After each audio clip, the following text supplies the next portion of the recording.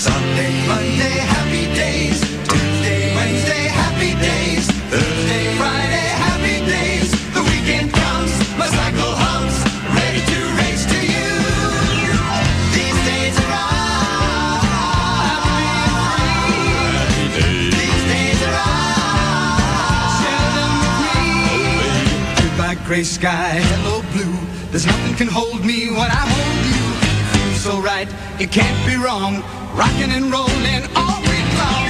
Oh, brings back so many happy memories for me. I still watch it every night on the Hub. The hugely popular sitcom Happy Days went on the air in 1974 and for 10 years presented an idealized vision of life in the mid-50s and 60s. And boy, times have changed. The sitcom stars were catapulted to fame and became household names, including our guest today, who I'm so proud to say, actor, producer, writer, director, and pop culture icon, Henry Winkler, aka, of course, the Fonz. And certainly somebody that I've respected my entire life. Oh, Henry, it's so nice to have you with us today.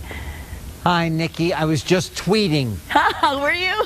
I know. See, talk about getting ahead of the times, right? Things are different now. Unbelievable. Unbelievable is right. And you know, you've had such an illustrious career. I mean, you have proven yourself in so many areas. I mean, I was probably the biggest Happy Days fan that ever was. I mean, my room was postered with you. I had the lunchbox, everything. So I have to gush for a second and just tell you that I still watch the show in reruns every night.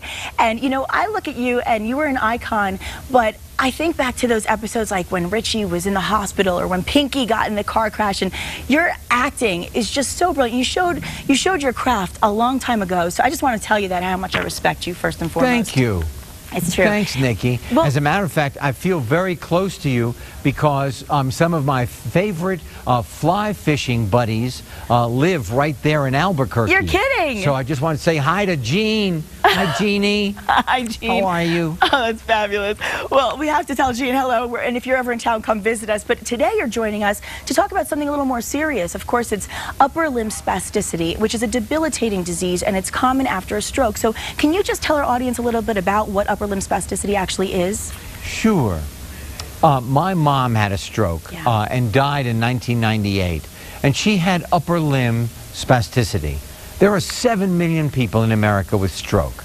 1 million of those people suffer from upper limb spasticity. It's when the secondary muscles take over and freeze into place, and it is incredibly painful. It is frustrating. You know, you cannot move it at all.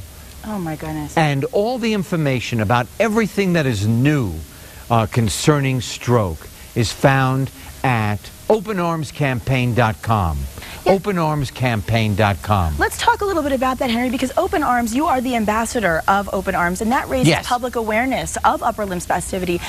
Well, you know what I saw was that my mom with upper limb spasticity, and there was not a lot of the new techniques, they were not available to her. Yeah. And you watch the joy drip out of their body. I watched the will to live just drip out of her body. And I thought, if we can reach one person with all this new information, you know, that would be a major accomplishment. Well, that's the thing. I mean, so I think people that are, that are going through that now, I mean, I want them to understand, to be able to relate to what you went through, because, I mean, it's obviously, it's devastating. And so for people to be in that situation right now, where they're watching family and friends suffering, I just wanted them to understand, what you witnessed and what you saw, so they can look out for it and find out how to make it treatable and make it a better, a better situation to live through.